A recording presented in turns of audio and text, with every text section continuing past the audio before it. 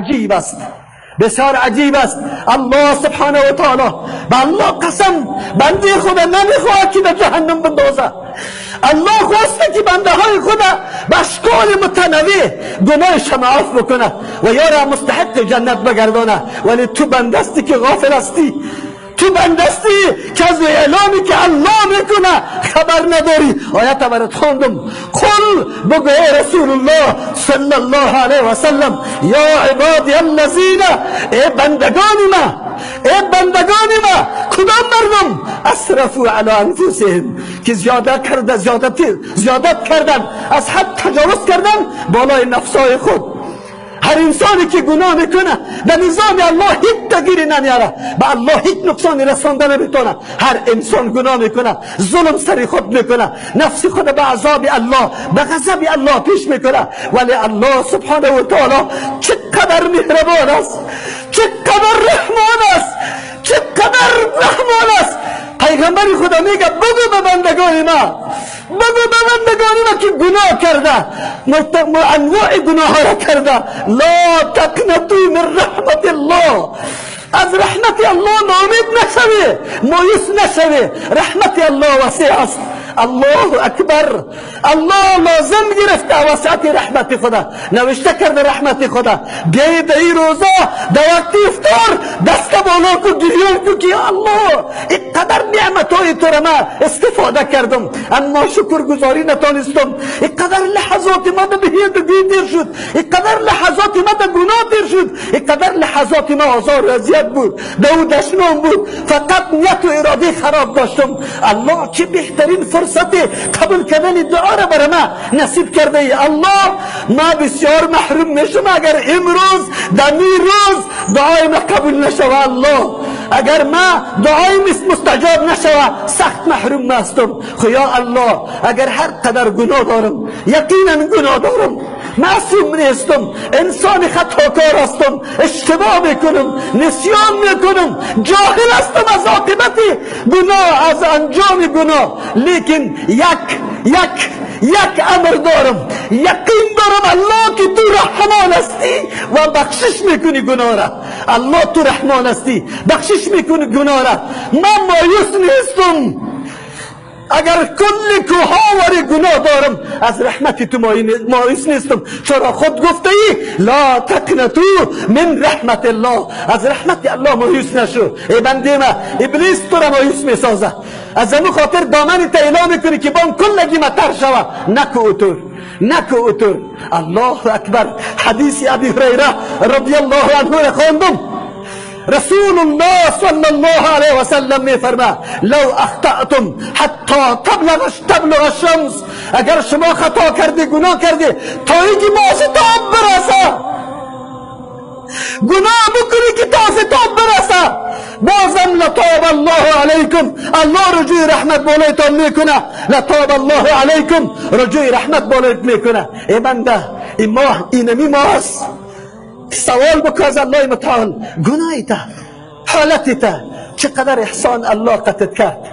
یک ماه مکمل خوراک سرت بند نکرده، مکمل نوشاک به طور کلی بند نکرده، محدودیت گذاشته از یک وقت تا وقت دیگه. احساس کردی گرسنگی را؟ احساس کردی تشنگی را؟ احساس کردی گرمی را؟ کردی احساس؟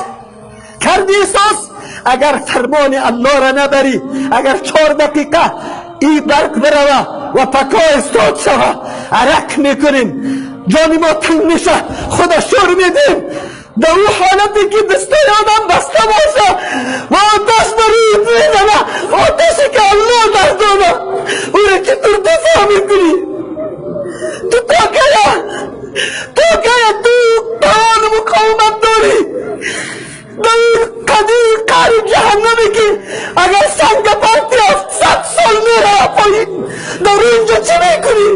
و بنده یادی بیار، و بنده آخرت عقیده داری، جهنم عقیده داری، نافرمانی الله را تو کی بکنیم؟ تو کی نافرمانی الله باشه؟ کدام موقع است برای تو الله فرصت میده رمضان میاره تو از این رمضان درس بگی فقط محدودیت سرت مون چقدر تشنه و گشنه شدی چقدر اونجا زقومی که میخوری که نایغنی برای تو یک دفعه نمیکنه من الجو از گرسنگی را بخو این چیز نیه لیکن بگاه شربت جور کرده ای بگاه بی سرد جور کرده ای لیمو انداخته ای بسیار با لذت میخوری اگر دو زمانی که ریمی جهنمی آمه و تو خورده هستی این را چه قسم میکنی یک مرتبه به ذهنت بیار یک مرتبه متوجه شو ای بنده به الله قسم احسانات الله اون قدر است اون قدر بی پایان است که انسان شمار نمیکنه کل عمر وجودی تو محتاج به الله بود هر لحظه محتاج به الله بودی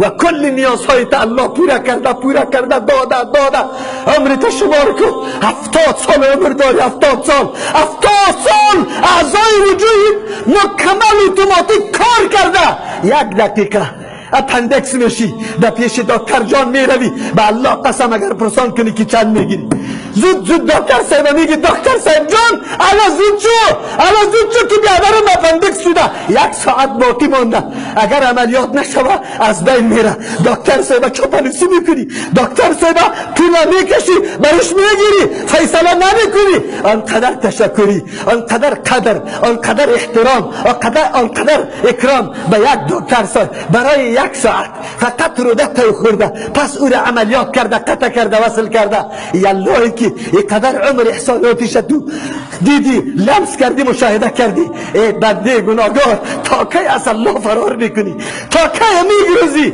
تا کی این قوت برای تو موجود است تا کی این حیات و زندگی برات موجود است برای تو در ذهنت دیدی ساعت دیگه میمرم فشارم بالا میره ساعت دیگه تکر میکنم ساعت دیگه سرطان میشم به الله سبحانه و تعالی رفتنیستم یا الله چی کردم رمضان آمد لحظات و نسیم توبه کردن بود الله کدام ذات است الله را بشناسیم کدام ذات است الله اکبر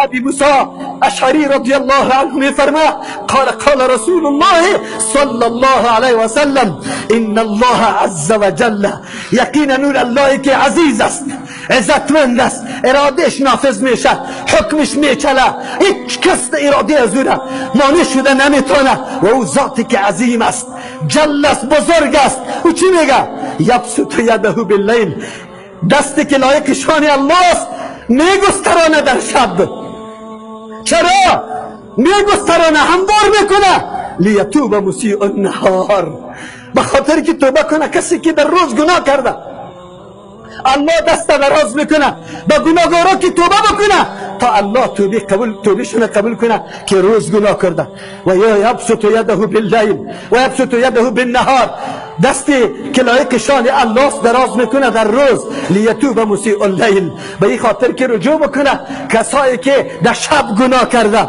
حتی این معامله قطی تو بنده غافل قطی تو بنده باغی قطی تو بنده جاهل قطی تو بنده که هیچ الله را نشناختی نه رحم الله را نه معرفت نعمت الله را لیکن الله متعالی معامله را قطع داره حتی تطلع الشمس من مغربها تا ای که آفتاب از مغرب طلوع بکنه الله در توبه را نمیبنده در روی تو ما بگوید که با وسع اینقدر رحمات الله انسان بازم مستحق جنت الله نگرده مستحق مغفرت الله نگرده ای آدم مستحق جهنم نباشه ابد الابد نباشه